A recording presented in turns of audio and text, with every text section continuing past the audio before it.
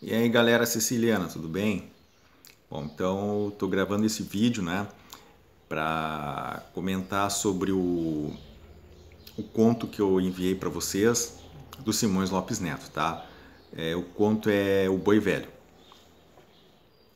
Bom, até então a gente vinha trabalhando então com o pré-modernismo, né? A gente trabalhou lá todos os autores do pré-modernismo.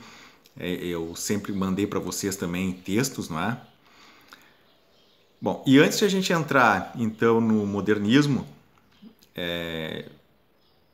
não poderia deixar, né, de mencionar esse escritor que é um caso muito singular, né, na nossa literatura e para nós gaúchos, né, é muito importante, né, que é o Simões Lopes Neto, tá?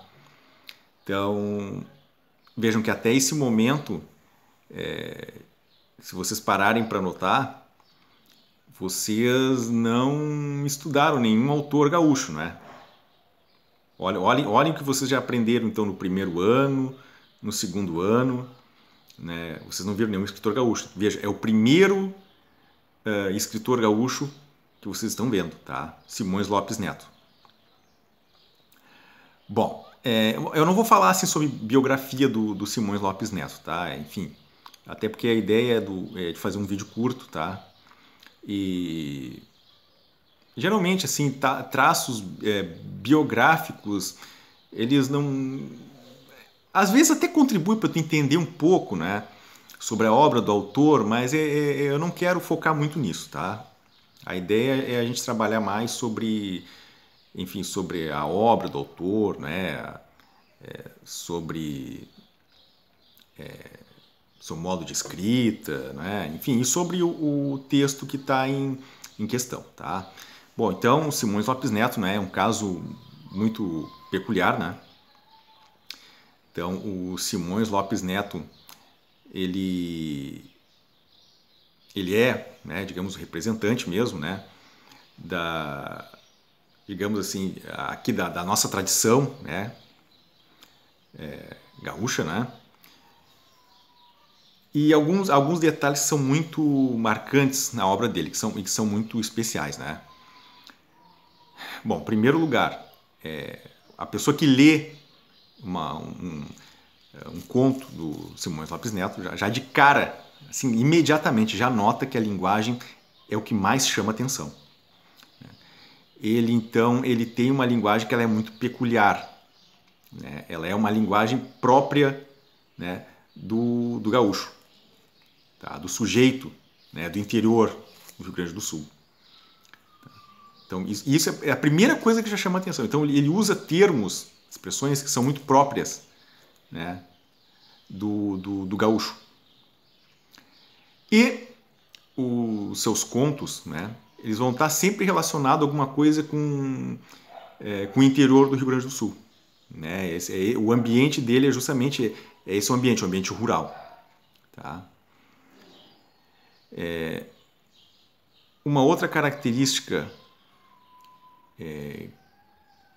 muito forte também, muito presente nas narrativas, né, do Simões Lopes Neto, é que elas são uma espécie assim, com um tom de bate-papo.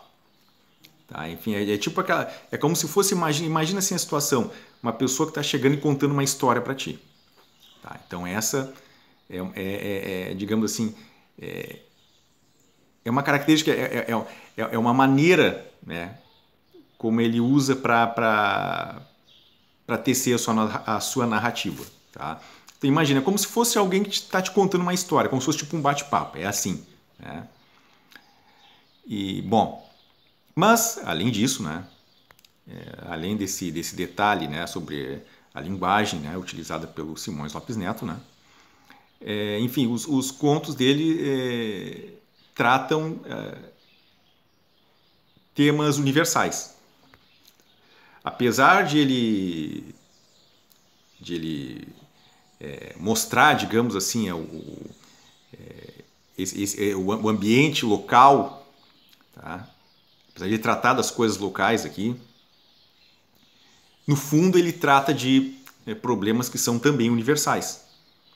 Tá? Grandes questões, como de repente, sei lá, a ambição, sei lá, a vaidade, enfim, tá? Coisas que poderiam ser objeto de análise, né? De qualquer cultura, tá? Então, presente de qualquer é algo próprio do ser humano, tá? Então, apesar de o Simões Lopes Neto, então, tratar, né, desse ambiente aqui, ele traz também assuntos que dizem respeito, né, enfim, à humanidade. Ele parte, então, do local, mas para o universal, certo? Bom, então, nos contos do Simões Lopes Neto, o narrador é o Blau Nunes, tá? É um personagem, tá? É o Blau Nunes. Tá? Então, como eu estava comentando, e é sempre em tom de bate-papo, sempre contando uma história, alguma coisa que ele se lembra, algum acontecido. Bom, e o conto que eu mandei para vocês, então, é o Boi Velho. Tá? Bom, então nesse conto a gente percebe todas essas características, né, que eu acabei de comentar com vocês. Tá? Bom, então, só retomando, relembrando um pouquinho então o conto. Então, rapidamente, tá? Então, era uma família, né, muito, enfim, tradicional, né, a família do Silva, né, gente envolvida com política, né. Essa família tinha lá 2 bois, né, que eram usados lá numa carreta para levar as pessoas lá enfim, para se banhar lá no rio, enfim. E esses bois, né, eles ficaram muito tempo com a família, que era o Dourado, um boi tinha o nome de Dourado, que era o boi baio, e o boi preto, né, que era o Cabiúna. Enfim, então esses 2 bois serviram a família durante muito tempo, até que um dia um deles morreu, o Dourado, né, foi picado, né, por uma cobra e acabou morrendo. Sobrou só o outro. Enfim, com o tempo, esse outro boi acabou ficando velho, né? Acabou ainda ficando doente, sumiu. E aí quando ele voltou, todo mundo ficou assim, todo mundo ficou muito surpreso com a volta, né, do Cabiúna, né, que é o boi que ficou vivo, né? E ele doente. Então, qual é o pensamento logo que o boi reapareceu que eles tiveram? Opa, esse boi está doente, logo ele vai morrer, ele não vai aguentar mais o inverno. E se ele morrer, nós vamos perder o couro. Então vamos fazer o quê? Vamos matar o boi para aproveitar o couro. Então o boi que serviu durante tanto tempo a família, né, que imagina que ele passou gerações, né, o conto fala isso, que as crianças, né, depois viraram adultos, né, e sempre com aqueles 2 bois e o boi Cabiúna também, sempre servindo a família.